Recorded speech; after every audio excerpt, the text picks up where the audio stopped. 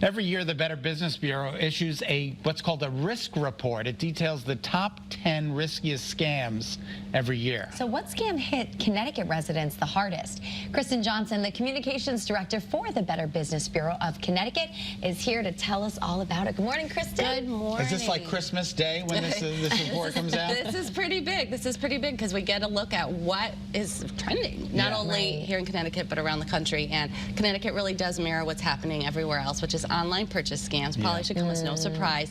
The top scam, the riskiest scam, and the most common scam here in Connecticut. But what's changed is that employment scams are now the second riskiest nationwide. Employment scams? So up until the pandemic, they were the riskiest scam. And then pandemic took over, everyone went online, but they've moved up again. And what's different this year is in the past 3 years, online scams have been across every demographic, across every age group, the riskiest scam. But this year, those 18 to 34 and students, employment's actually riskier than online scams. And when we talk about risky, we're not just talking about what happens the most. We're looking at what are you most likely to be targeted by.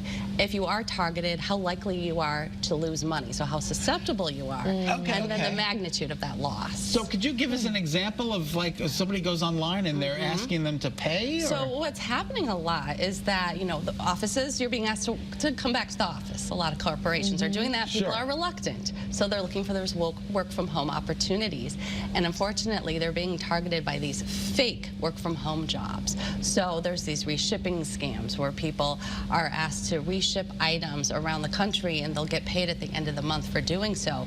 The end of the month comes and there's no paycheck. And you said this is targeting those between 18 and 34 the most. And what's really difficult is it's not like money was stolen from them. They were working towards a paycheck that's never going to come. Right. So, but unfortunately, there are still bills to pay at the end of the month.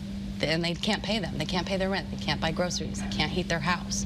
So there's an impact beyond the financial burden. I mean, that financial stress is obviously undeniable. But that loss of time, you know, that time that they could have been looking for another job. Absolutely. Yeah, they're missing out on opportunities. Peace of mind and their personal information, because often they'll fill out forms with their banking information, their social security number, like you would if you got hired for a legitimate job. Do we think the scammers are coming from within the country or out of the country? No, we think oftentimes BBB actually did a really big, deep study with USPS Postal Inspection Service, and they found that these gangs in Russia are actually doing this, as well as some other countries in Asia.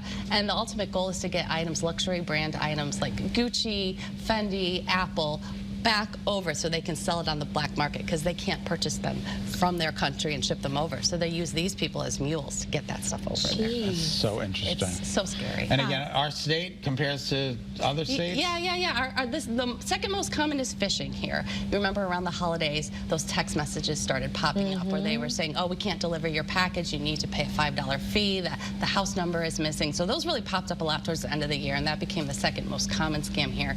And then employment scams. But the costliest scam was home improvement, because the average Connecticut resident who lost money to a scam lost just under $600, but the average home improvement victim here in our state lost $7,500. Oh my God, that's awful. That's no walk in the park. Yeah, and then cryptocurrency. Again, that's been popular the last couple years.